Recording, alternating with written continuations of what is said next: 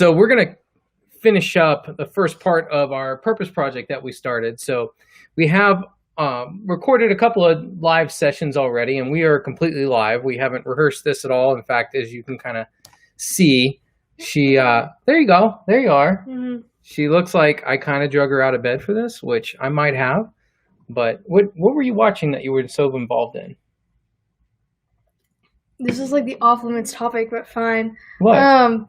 I specifically said I was like, oh man, I forgot about tonight's thing. I've been crying all day because I've been watching Vampire Diaries and the originals and legacies, and they're all dying. I was like, don't bring that up in the podcast. Oh.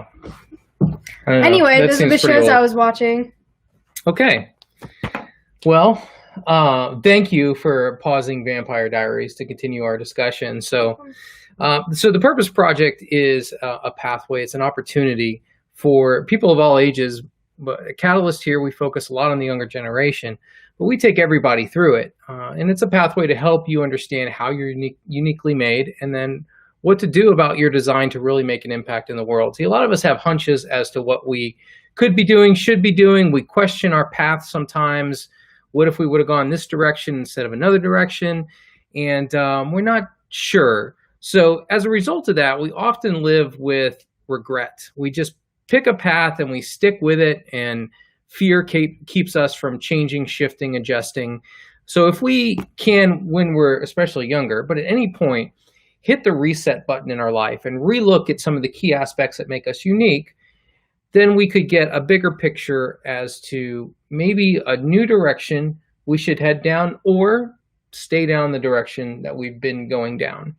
So at the student level, I've simplified the Purpose Project, and we have about 5 key categories that we look at, right? And as you get a little bit older, we can add other elements to it. Things like, your motivators and values, love languages. Not that we couldn't do that now, but to keep it simple, we have 5 core areas.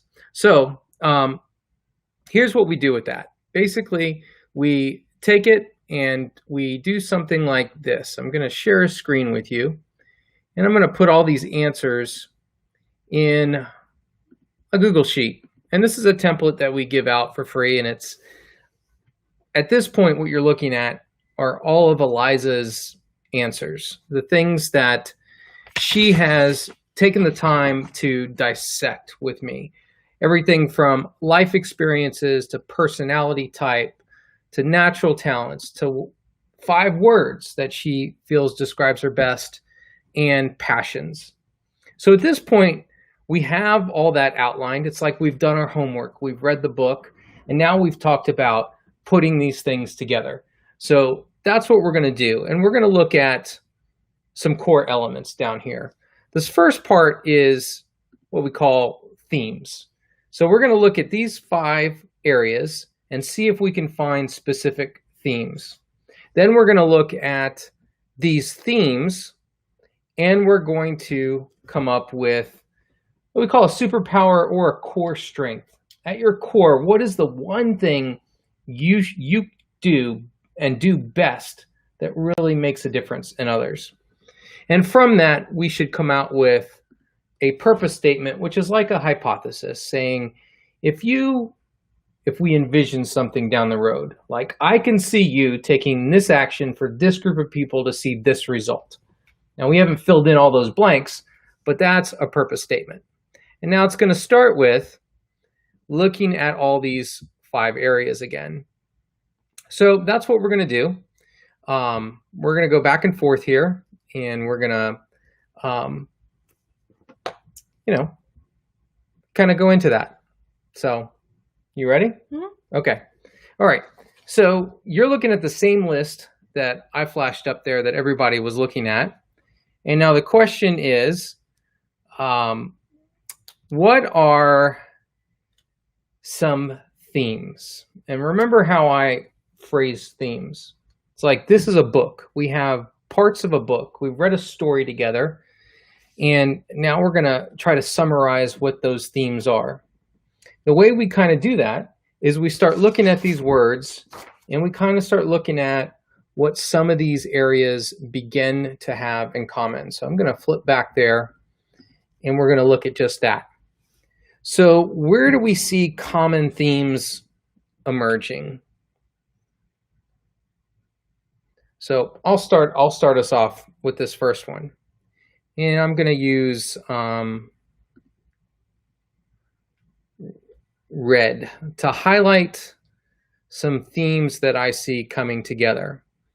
So we have this idea of hard work.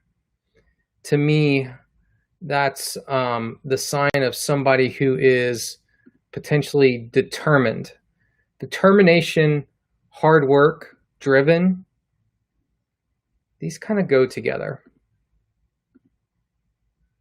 Maybe someone who is hardworking, determined, driven, maybe that stems from a passion.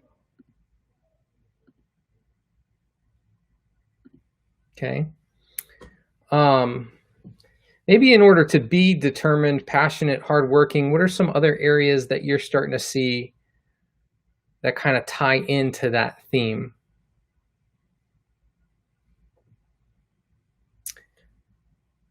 I would not say very loyal. You would not think loyalty? No, I don't think that makes much sense. But eager to help would. Eager to help. There's a good one. Okay.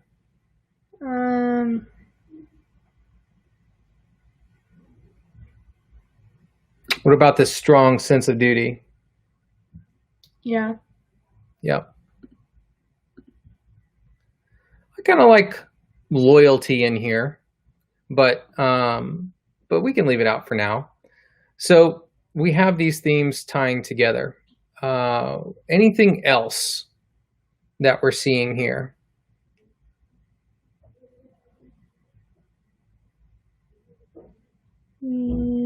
How about, I see this here in, let's talk about that second grade teacher. Remember I asked you what was it about the second grade teacher that stood out to you? One of the first things you told me is that they were an amazing helper.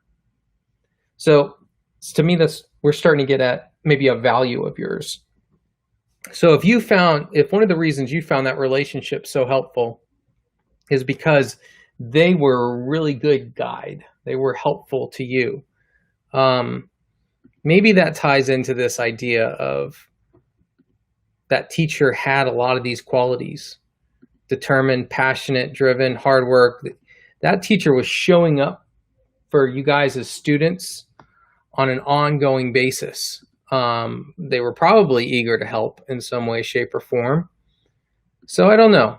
Well, I hit bold on that. Let me unbold that, but let's tie those together. So if we were to look at some of these, and I were to summarize it into a core theme, how would I take all those words that are in red and how would I summarize it into a core theme?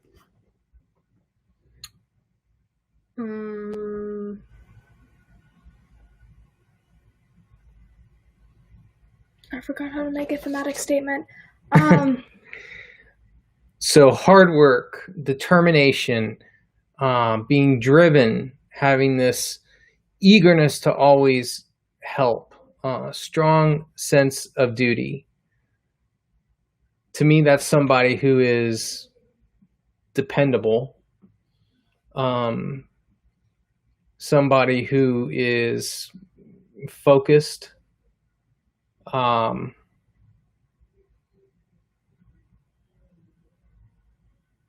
reliable. I feel like that's not necessarily a theme. It's just more words that can be put into one of these categories. Maybe.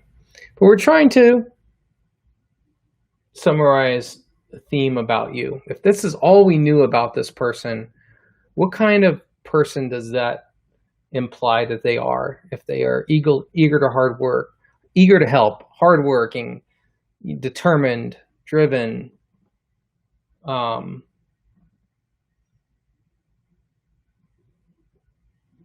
me, what if we did this word? What if we summarized it in in this way, and I'll flip back to our sheet here.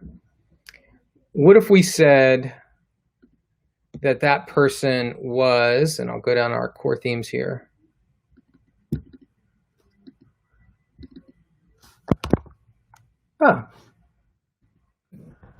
A high achiever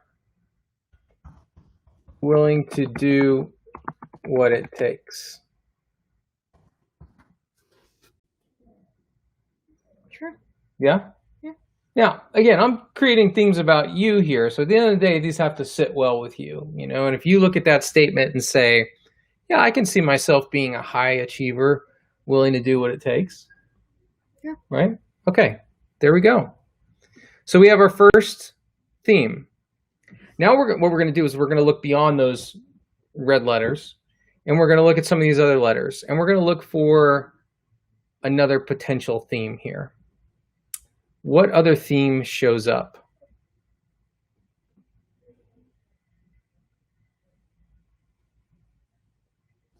Do you see any words that repeat? We can start there.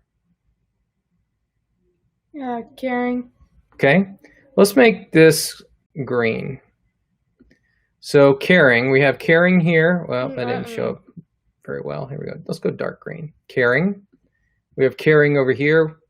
What else? What goes along with caring? Sensitive and warm. Sensitive and warm. Yep. Good at connecting with others. Good at connecting with others. Basically, literally all of the passions. Maybe Yeah. Trauma, adversity. Yeah. Yep. Helping others become independent. These are all showing up there. Taking an interest in others. Taking interest in others. Yep. Encouragement. Encouragement.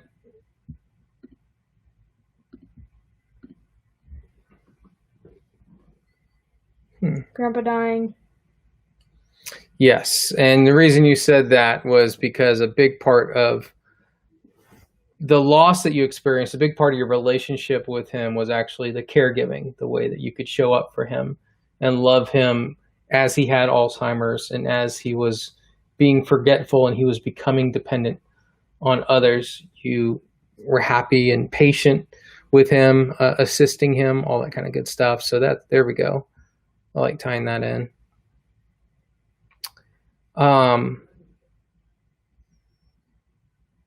So I would say social.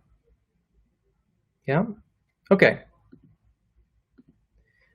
Could be one or two others, what we're missing. So now we're same thing. Again, now we're going to look at these green elements. So we've got caring, social, taking an interest in others, sensitive and warm, good at connecting with others, encouragement. And now we're going to say, what kind of statement would we make about this person? What is the theme here that we see?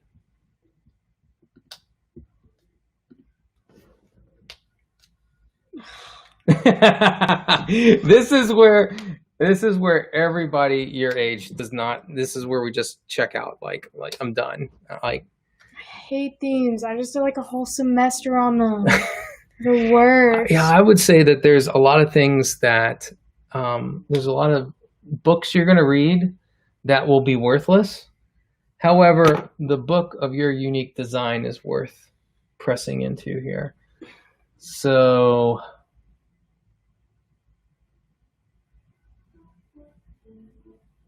all right, I'm going to read them again. Here we go. Here are some. We've got the fact that you are sensitive and warm. You are caring, social, encouraging, take an interest in others.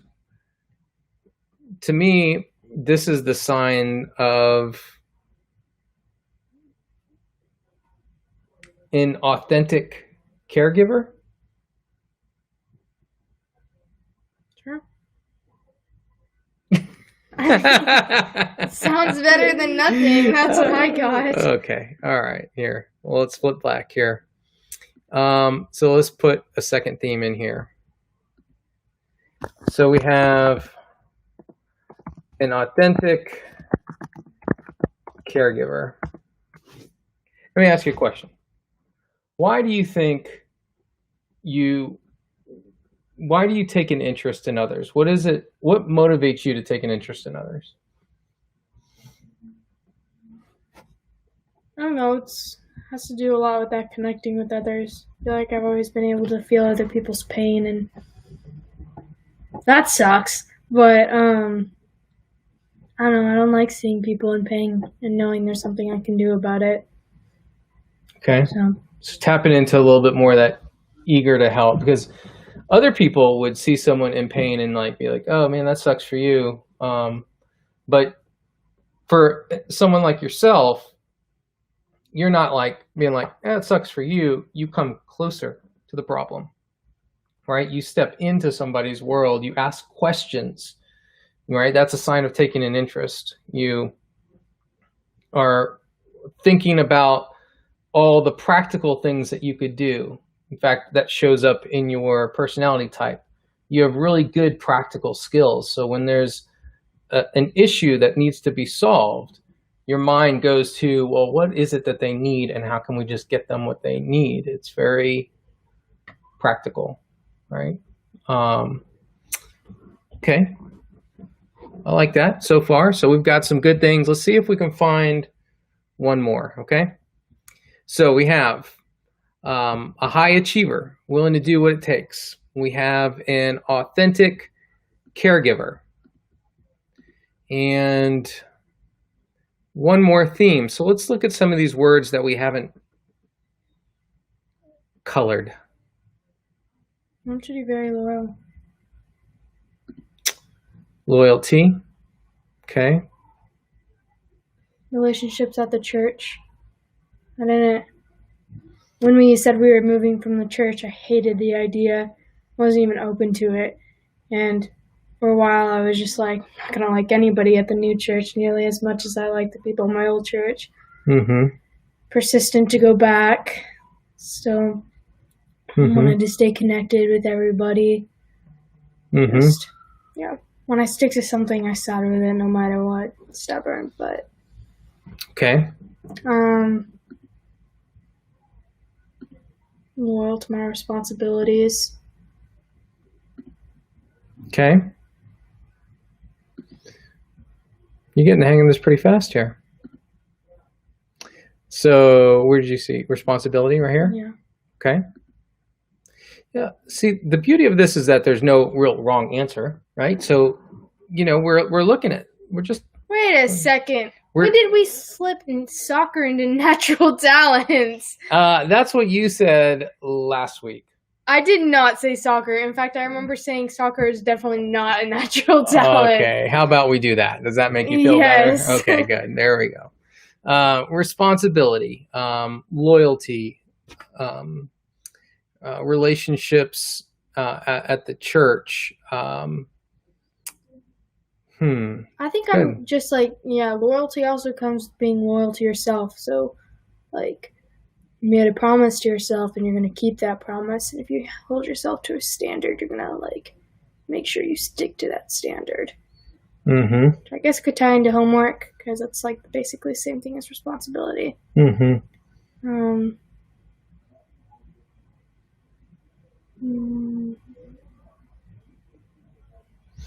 Yeah. So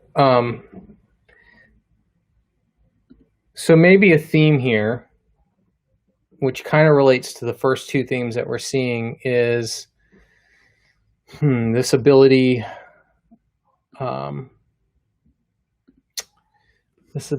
to, I feel like you hold yourself to a higher standard. I think you said that. Accountability. I think you really hold yourself accountable to a higher standard.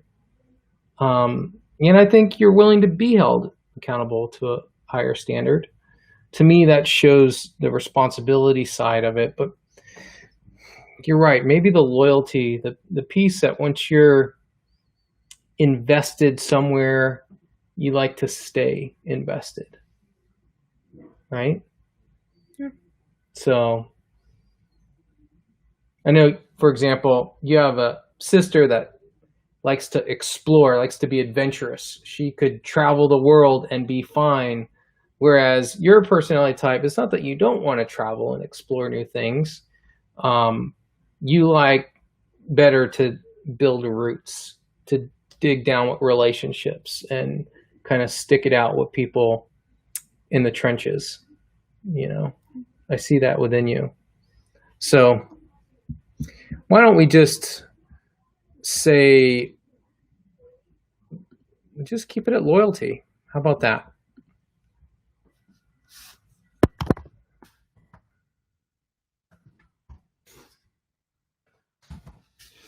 Okay, so here we go. 3 themes that we're looking at right now. A high achiever, willing to do what it takes. An authentic caregiver.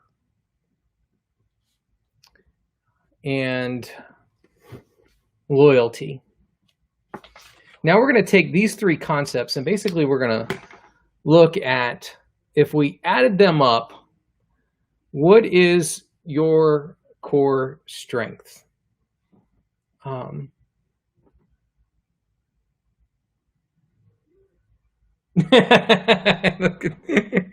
right, let's see.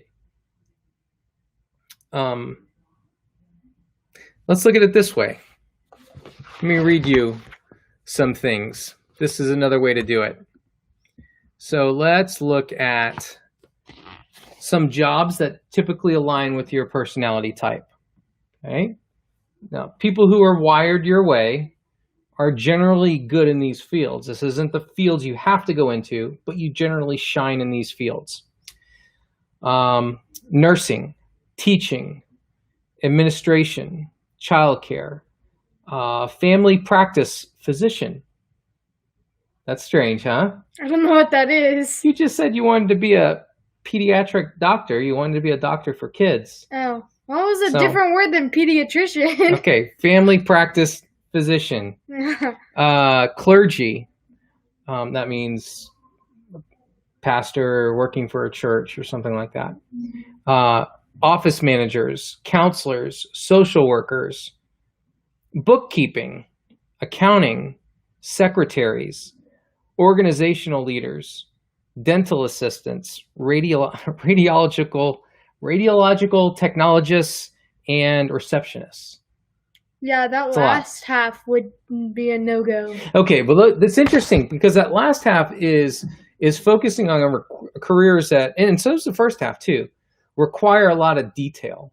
Okay, some of these, like an accountant, a bookkeeper, maybe you don't have to work with people as much, but you have to have a mind and a discipline for sticking to rules and detail. Okay, so you don't get excited about those maybe because they don't involve the people part of it. Whereas if you're a nurse or a doctor, for example, you need to have both, right? At least the good doctors do. I don't know. You are great when it comes to paying attention to detail, sticking to rules, but also that warm, sensitive, caring for people side. I mean, all of America hates when they show up to a doctor's office and it's just, they look bored to tears. Like they're just trying to give us what we need and get us out the door. There's no real connection, and it doesn't seem like they're taking an interest or empathizing with our pain or whatever in some way, shape, or form. Whereas the better doctors or nurses can tend to do that. They can be there for you emotionally, not just physically, right? So that being said, that seems to combine things. So if we're looking at all those careers, and we're going to flip back here again to that kind of superpower or core theme. I see somebody that is willing to, with the ability to really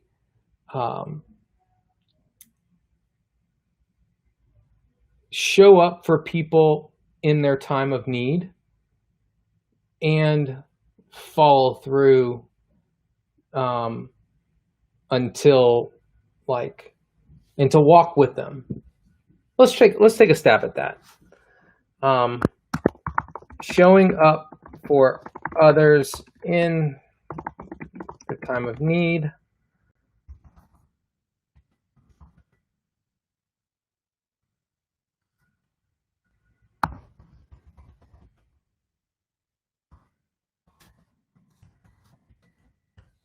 I'm willing to stay the course to find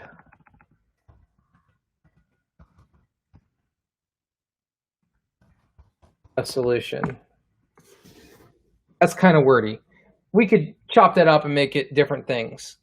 But let's look at it this way. Let's play that out in different scenarios, because now we're looking at a purpose statement. Like what does this mean that you could do? All right? So it means that, yes, there's two parts of you. There's a part of you that's ready to dive into action and fix a problem, but but you won't sacrifice the relationship, caring for people, right? And getting to know people, investing in people, being dependable for people. So let's look at that in the context of how that would play out in school. Okay? So you're not involved in any clubs right now, right? Mm-mm. Okay. You're about to transition to high school. And in your transition to high school, there's going to be lots of opportunities, more so than middle school, to get involved in things. So you might, in high school, one of the first things you want to check out is probably all the different clubs that are available, but the clubs that are specifically focused on others, solving problems for others. That could be something like the PALS program that goes and invests in kids in the elementary school. But that could be, and if we look back at your passions, it might be a club that deals something with children or people with trauma, people who have disabilities, anything like that. Like where are those clubs? And that's a mix of being able to have relational skills and diving in to help meet practical needs. Those are the kind of areas you're going to shine in. Now, let's say you really want to be a part of a club that works with children who have Down syndrome. I know that's an area that you've expressed as a particular disability that you have a lot of compassion for. But there's no club at school that you can get involved in that deals strictly with Down syndrome. What might you do at that point? Looking somewhere else. Yeah. I mean, there's not really any freshman, sophomore things you can go to out of school for that. So yeah, no, there may not be something within the context of school, but when you said look somewhere else, that's exactly right. You want to now look at the wider world of what's going on in the city you live in and start Googling nonprofits that work with families or kids that have Down syndrome. What is being done out there already, and how can you start volunteering your time, right? Because the more skills that you pick, and I promise you, all those organizations would love to have young people involved in working with them, because there's not a nonprofit in the city that is like full up on volunteers and they're like, yeah, we got enough, we're good.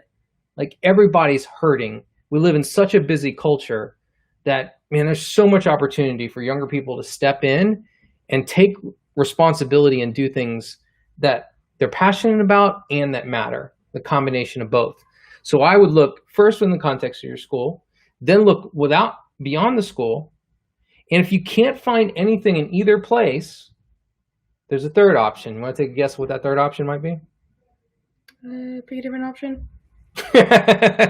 Yes. What exactly would that be, that different option? If this thing you want to be involved in doesn't exist in your school or outside of your school, then what's another option?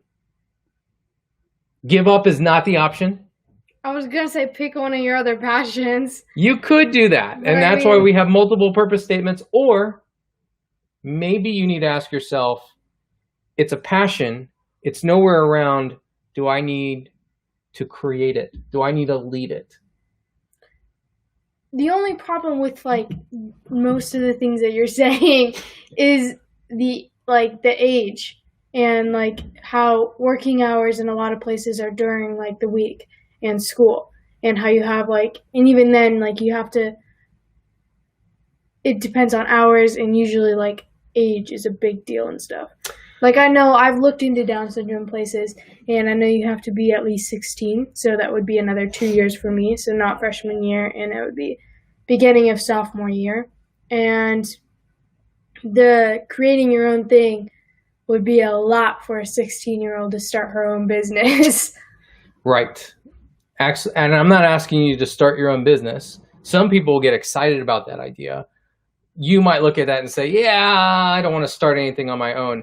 However, this leads to an important part of the purpose project that is beyond this, that when you follow the video series, you start to get into, and that is that ultimately, to live any of this out, you can't do it alone. You need a team.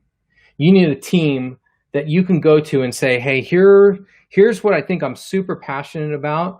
Here are some purpose statements I've written down, but I'm not sure what to do next.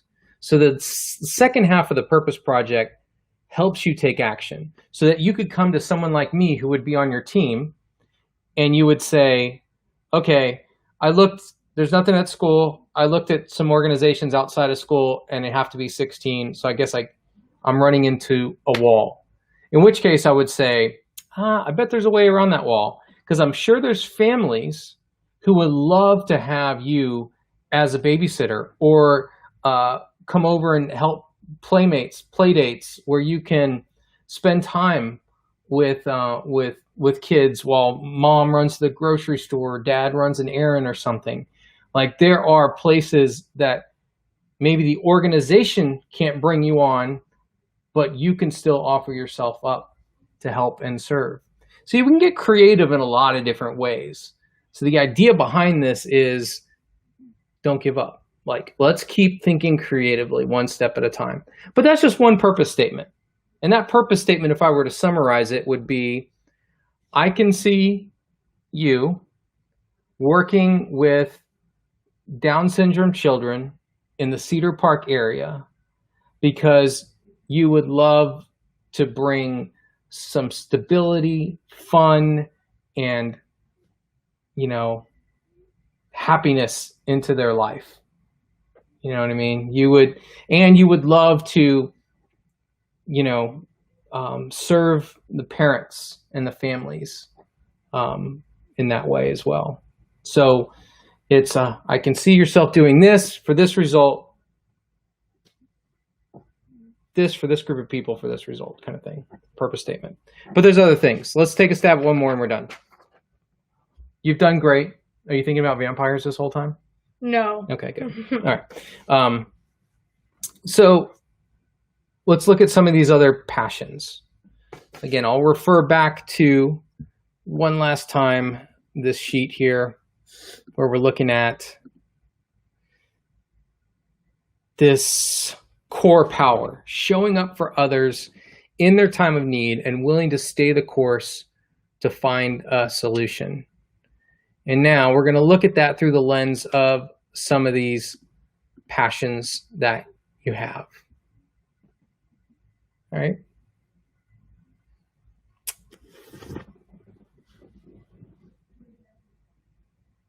If you were to look at this and think, okay, if I'm not working with Down syndrome kids, who else? What else would you want to be doing? What problem would you like to be a part of solving in the world? They're right there. Okay. So let's take abortion, for example. So there's pregnancy resource centers around our city. All right. And every day they're serving women who are coming in and having to make tough decisions about, their children, their future. And so pregnancy resource centers are designed to come alongside and support the expectant mother with whatever they need. Whether is that supplies, is it health insurance? Where are their fears? And giving them a support network when they feel like they don't have a support network, right? So you may not be diving in to counsel somebody on it, right? But you could work with and support organizations that focus on teen moms and encouraging teen moms. So these are moms, for example, that maybe already made the decision, to have their baby, and now they're alone, or they have limited support, and they're trying to finish school. There's a lot of things that they've got going on. They don't have money for babysitters, and they don't have a ton of resources for supplies for their children, but they're looking for networks of support. And maybe you started a network that provided free babysitting for single moms, teen moms, right? And I can tell you there are hundreds of teen moms just in our area alone. So that could be something that you kind of go after, right? So there's organizations. In fact, I think Young Life even has an organization that's focused on that. And so you would step into a world like that, serving teen moms, and you're showing up for them using this core strength, being willing to do whatever it takes, connecting with them, loving on them, encouraging them, meeting their practical needs. And it gives them the strength and courage, right? They're getting inspired by your service to keep going, right? Mm-hmm. So I'm saying that, I'm throwing out ideas. How does that sit with you? Yeah. Sounds good. Sounds great. Mm-hmm. All right. When do you start? Tomorrow? Yeah, pretty much. Okay. Yeah, I don't know. I'm